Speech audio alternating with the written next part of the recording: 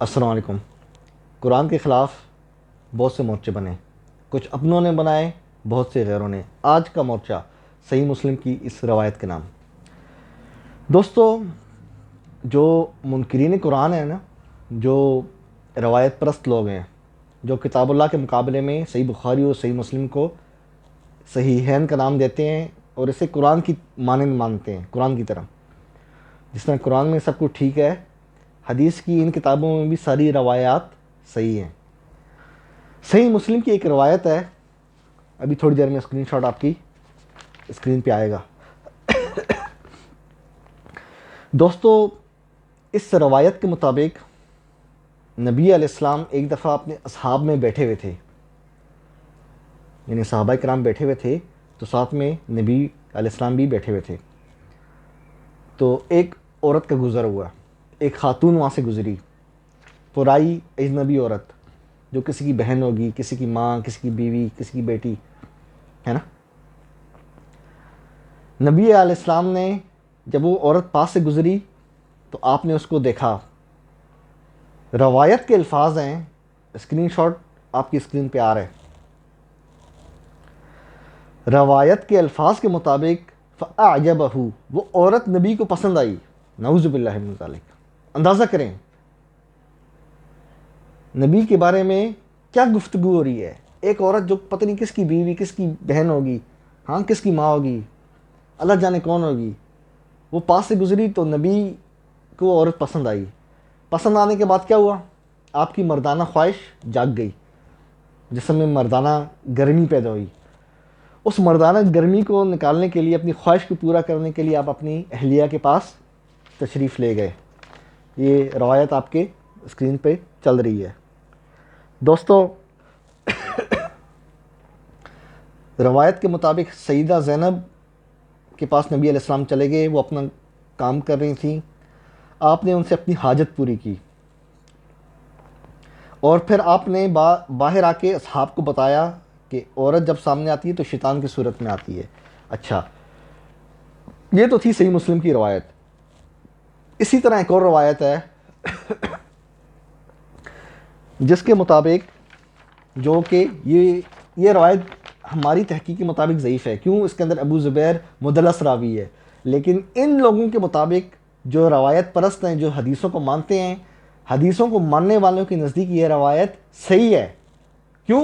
کیونکہ صحیح مسلم میں ہے اور ان کا عقیدہ صحیح بخاری اور صحیح مسلم کی ساری حدیثیں صحیح ہیں۔ دوستو، ایک اور روایت ہے، ابو قبصہ نماری رضی اللہ عنہ سے مروی ہے۔ اسکرین شاٹ چل رہا ہے آپ کی اسکرین پہ، کہ اس کا وہی متن ہے، وہی مضمون ہے، وہی مفہوم ہے، کہ ایک عورت نبی علیہ السلام کے پاس سے گزری تو نبی علیہ السلام اٹھ کے اپنی زوجہ کے پاس چلے گئے، اپنی خواہش پوری کی۔ تو صحابہ نے پوچھا، یا رسول اللہ کیا بات ہوئی تھی، آپ اچانک اٹھ کے چلے گئے اور آپ پہ نہانے کے اثرات بھی ہیں، غسل کے اثرات نظر آ رہے ہیں آپ پہ ہیں؟ تو آپ نے فرمایا فلاں عورت میرے پاس سے گزری، تو میرے دل میں عورت کی طلب پیدا ہوئی، مطلب وہ عورت گزری تو اس کو دیکھ کے میرے اندر خواہش پیدا ہوئی،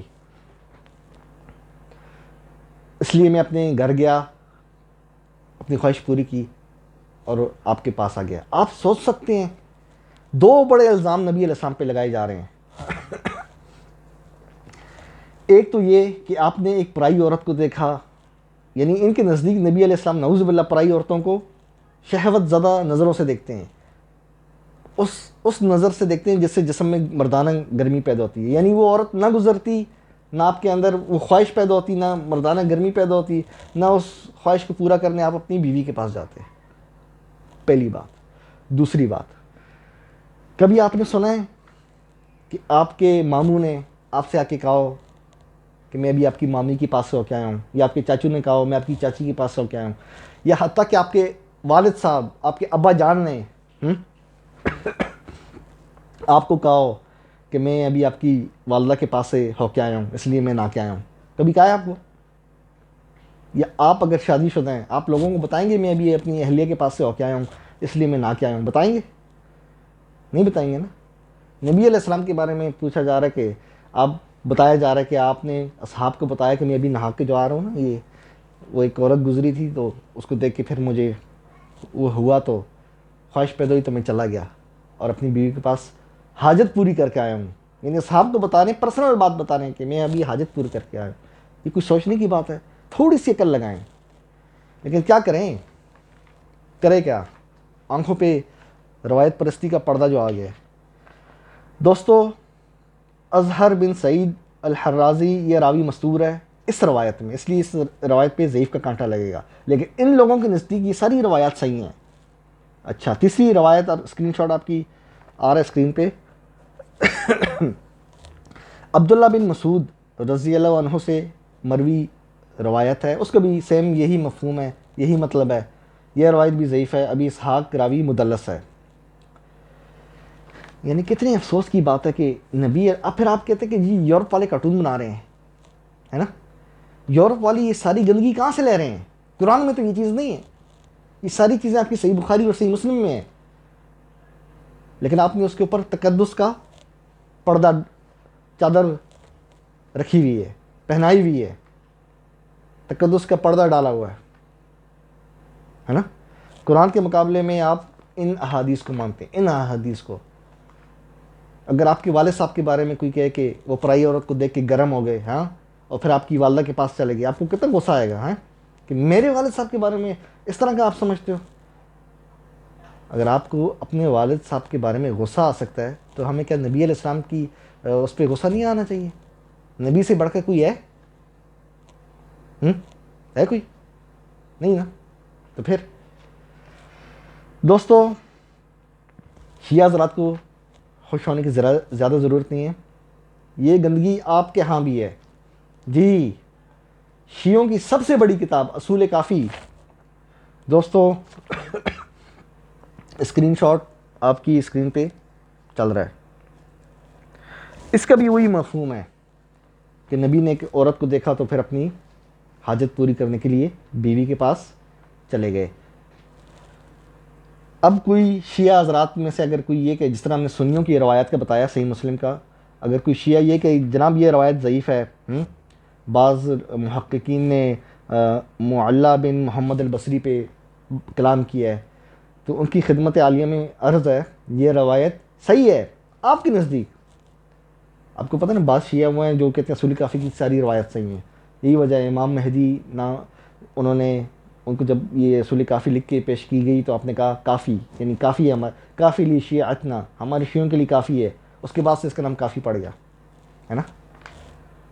ایک تو اس اصول کے مطابق بھی آپ یہ روایت صحیح ہے، اور دوسرا ابو القاسم خوئی جو شیعوں کے ممتاز عالم محقق ہیں، انہوں نے معجم رجال الحدیث میں یہ جو راوی ہے معلّہ بن محمد البصری، اس کو دفاع کیا ہے.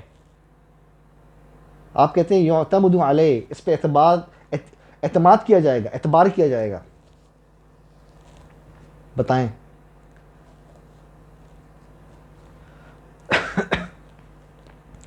ابو القاسم خوئی کے مطابق یہ روایت صحیح ہوگی، سارے راوی سے کہو گے. اب آپ بولیں گے نہیں جی یہ روایت جو ہے بے شک اس کی سند ٹھیک ہو، لیکن قرآن کے انک لعلی خلق عظیم، مطلب قرآن کا جو ان آیات ہیں نا ان سے یہ ٹکراتی ہوئی محسوس ہوتی ہے. اب آئے نا واپس قرآن کی طرف. ہم میں آپ میں یہ فرق ہے، آپ گھوم پھر کے نا گول چکر لگا کے قرآن کی طرف آتے ہیں، ہم لوگ ڈائریکٹ آتے ہیں، سیدھا آتے ہیں. یہ فرق ہے ہم میں اور آپ میں. انجینئر علی مرزا، مفتی طارق مسعود، یہ دونوں حضرات اس روایت کو صحیح سمجھتے ہیں اور سینہ چوڑا کر کے اس کو دفاع کرتے ہیں. اب علی مرزا صاحب کی ویڈیوز دیکھیں، اللہ کا نام اس میں کم ہوگا، نبی علیہ السلام کا نام بھی کم ہوگا. قرآن کا نام تو لگ بھگ ہے ہی نہیں نا، وہ سامنے بس سجا کے رکھ دی ہے. یہی وجہ نبی علیہ السلام قیامت کے دن شکایت کریں گے میری امت نے اس قرآن کو مہجور کر دیا تھا، چھوڑ رکھا تھا عملی طور پہ، ہے نا. دوستو، علی مرزا صاحب جو ہیں وہ کثرت سے کہیں گے نا، بار بار کہیں گے صحیح بخاری میں، صحیح مسلم میں. ایک تصویر ادھر آ رہی ہوگی، ایک ادھر آ رہی ہوگی، بخاری کی اور مسلم کی.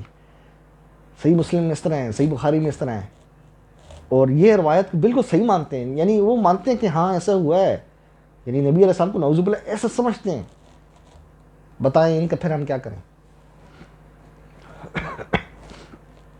ہم تو ایسی روایات کو اپنے جوتے کی نوک پہ رکھتے ہیں جس میں میرے پیارے نبی علیہ السلام رسول اللہ صلی اللہ علیہ وسلم کا تمسخر اڑایا گیا ہے.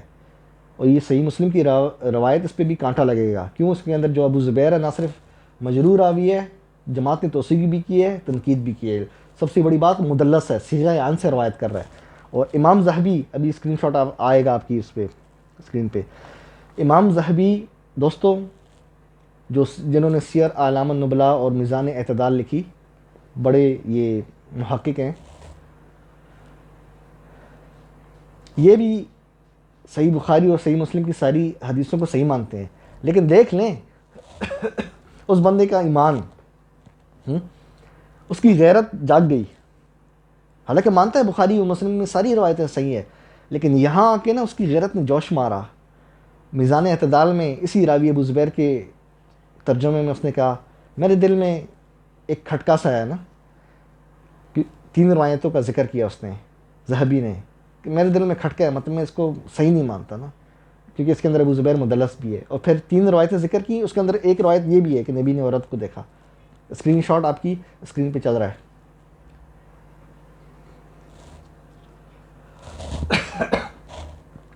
دوستو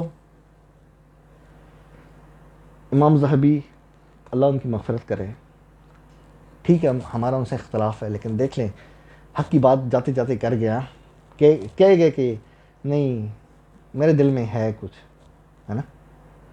یہی تو ہم بھی کہہ رہے ہیں آپ کو، ان روایات سے جان چھوڑائیں، کتاب اللہ کی طرف لوٹیں. صحیح مسلم ہو، اصول کافی ہو، آپ نبی علیہ السلام کے بارے میں اس طرح کے عقیدے رکھیں گے کہ پرائی عورتوں کو، اگر نبی پرائی عورتوں کو دیکھتا ہے تو پھر میں اور آپ کس کھاتے میں؟ اگر نبی پرائی عورت کو دیکھتا ہے اور پرائی عورت کو دیکھ کے نبی کے اندر جس وہ مردانہ گرمی پیدا ہو رہی ہے، اس گرمی کو اتارنے کے لیے بیوی کے پاس جا رہے ہیں، یعنی نبی کہ جسم میں گرمی پیدا ہونے کا سبب ایک اجنبی پرائی عورت ہے، نعوذ باللہ من ذالک. یہ آپ کی صحیح مسلم میں لکھا ہوا ہے اور رسول کافی میں لکھا ہوا ہے. ایک ہی مفہوم ہے. کچھ عقل کو ہاتھ لگائیں، کچھ رب کا نام لیں، ہے نا. ہم آپ سے پیسے نہیں مانگتے، ہم آپ سے کوٹھی بنگلہ پلاٹ نہیں مانگتے، ہے نا. ہم آپ سے کیا مانگ رہے ہیں؟ ہم آپ کو صرف ایک چیز مانگ رہے ہیں، آپ واپس کتاب اللہ کی طرف آ جائیں، قرآن کی طرف آ جائیں. یہ بخاری مسلم نہج البلاغہ اصول کافی ان سے جان چھڑائیں، یقین کریں سیدھی راہ پہ آ جائیں گے. جب نبی علیہ السلام کی وفات ہوئی تھی نا، جب آپ کی آنکھ مبارک بند ہوئی تھی، آپ کی روح مبارک جنت کی طرف پرواز کر گئی تھی، اس دن یہ بخاری مسلم یہ حدیثوں کی کتابیں، یہ مجموعے نہیں تھے، یہ فقہ انفی مالکی شافعی فلانا ڈینکا یہ چیزیں نہیں تھیں. دیوبندی بریلوی اہل حدیث سنیوں کے 3 فرقے، شیعوں کے 2 فرقے، اسماعیلی شیعہ اسنا اشری شیعہ، یہ نہیں تھے. صرف ایک اللہ، ایک نبی، ایک کتاب قرآن، یہ چیز تھی. واپس اسی قرآن کی طرف آ جاؤ اور نبی علیہ السلام کے بارے میں ان گھٹیا روایات سے آپ توبہ طائب ہوں. جتنے بھی لوگ ہیں جو ان روایات کو صحیح مانتے ہیں، انجینئر علی مرزا یا مفتی طارق مسعود، ان کا تو وہ تو بڑے نام ہیں نا، اس لیے نام لیے ہیں. آپ میں سے بھی جو ان روایات کو صحیح مانتا ہے، اللہ کی بارگاہ میں توبہ طائب ہو اور واپس قرآن کی طرف رجوع کرو. میرے اللہ نے فرما دیا انک لعلی خلق عظیم، ہے نا. تو نبی علیہ السلام کے بارے میں ایسے عقائد کفریہ ہیں، گستاخانہ ہیں. دوستو انشاءاللہ بہت جلد اگلی ویڈیو میں آپ سے ملاقات ہوگی. اپنا بہت خیال رکھیے گا. چینل سبسکرائب کریں، لائک کریں، ٹھیک ہے. اجازت. قرآن زندہ باد.